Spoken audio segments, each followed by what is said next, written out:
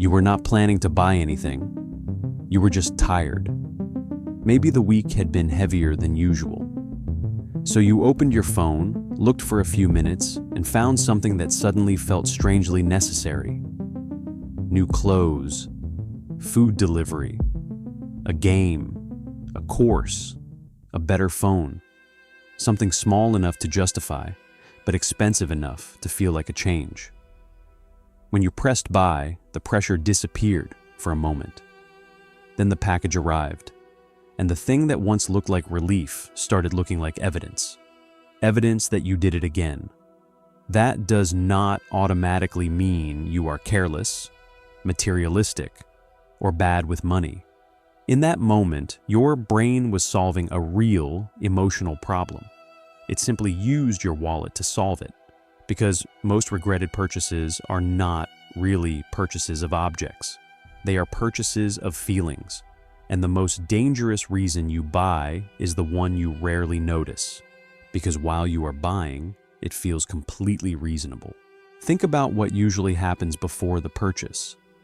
You survive a draining day. Nobody notices how much you carried.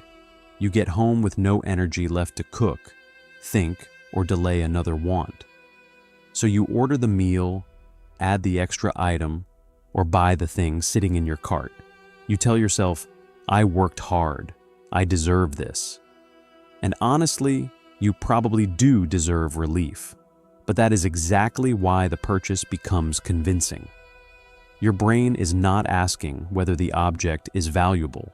It is asking whether the object can change how you feel right now. This is emotional spending, turning money into immediate relief. The excitement often peaks before the item arrives. The search, comparison, countdown, and checkout create anticipation. Once the object becomes ordinary, the emotion it was hired to produce disappears. The charge remains. The relief does not. But sometimes you are not buying relief. You are buying a new version of yourself. You see a camera and imagine becoming creative. You see running shoes and imagine becoming disciplined. You see a course and imagine finally becoming successful. You see expensive skincare, a planner, or a new desk, and picture a life that feels more controlled than the one you have now. Nothing is wrong with wanting that life. The trap is that buying the symbol of progress can briefly feel like making progress. The brain receives a small piece of the identity before you have done the work required to build it. The abandoned course was not purchased because you were lazy. It was purchased because hope was available instantly, and effort was not. You did not only buy the product, you bought evidence that change was about to begin. Then there are purchases that seem personal, but are made for an invisible audience. Your phone still works. Your shoes are fine. Your apartment is enough. But someone your age appears to be moving faster. Their clothes look better. Their setup looks cleaner. Their life seems more complete. Suddenly, what was enough yesterday feels embarrassing today. This is social comparison. You are not necessarily buying attention. You may be buying protection from the feeling that you are falling behind. That is why status purchases can create such confusing regret. The object may be good. The problem is that it was assigned an impossible job. Prove that your life is going well. No object can hold that proof for long. And notice what happens when the decision begins with a countdown. Only 2 left. Sale ends tonight. Limited drop. Someone else has this in their cart. 5 minutes earlier, you did not need the item. Now, not owning it feels like losing something. That is loss aversion. The possible loss becomes more emotionally powerful than the actual cost. The discount does not simply lower the price. It creates a deadline before your calmer mind can return. A sale does not save you money if urgency created the purchase. Here is the uncomfortable part. Modern checkout systems are built to make the spending moment feel less real. Saved cards. One-click checkout. Buy now, pay later. Monthly payments small enough to ignore. The pleasure happens now. The financial pain is delayed and divided into pieces. Your current self receives the product. Your future self receives the invoice. This is why a $20 payment can feel harmless even when 5 of them have already claimed next month's income. The system did not remove the cost. It removed the moment when you would normally feel it. But beneath relief, identity, status, urgency, and frictionless payment is the mechanism that connects nearly every purchase you regret. The person who buys it and the person who regrets it are often 2 different emotional versions of you.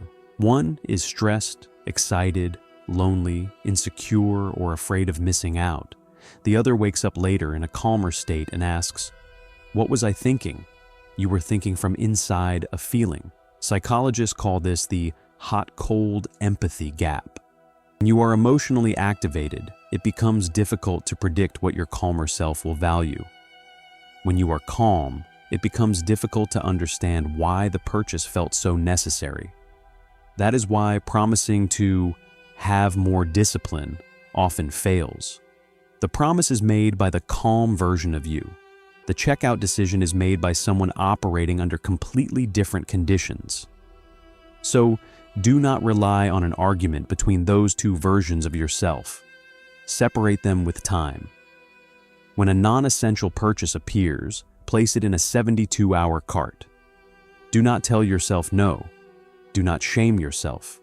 Just delay the decision long enough for the emotion to lose voting power. Before you return, write 1 sentence.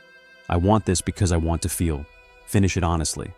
Relieved, respected, productive, attractive, included, in control. Then ask, if nobody could see this purchase and it could not change how I feel tonight, would I still want the object? If the answer is yes after 72 hours, you may genuinely value it. Buy it deliberately if it fits your money. If the answer disappears, the product was never the real product. The feeling was. This is not about removing every pleasure from your life. A life built entirely around restriction eventually creates its own rebellion. Budget for enjoyment without pretending every impulse is self-care. The goal is not to become a person who never buys anything. It is to stop making your future self pay for emotions your present self refuses to name. The next time regret arrives in a box, do not use it as proof that you are hopeless with money. Use it as evidence. Ask what happened before you opened the app. What feeling changed when you pressed buy, and which version of you inherited the cost? Once you can see the emotional transaction beneath the financial one, the purchase loses some of its power. You are not depriving yourself. You are refusing to let a temporary feeling quietly spend a permanent part of your future. And if your salary keeps disappearing, even when none of your purchases looks irresponsible, watch the next video, because the expenses that keep you trapped rarely look dangerous one at a time.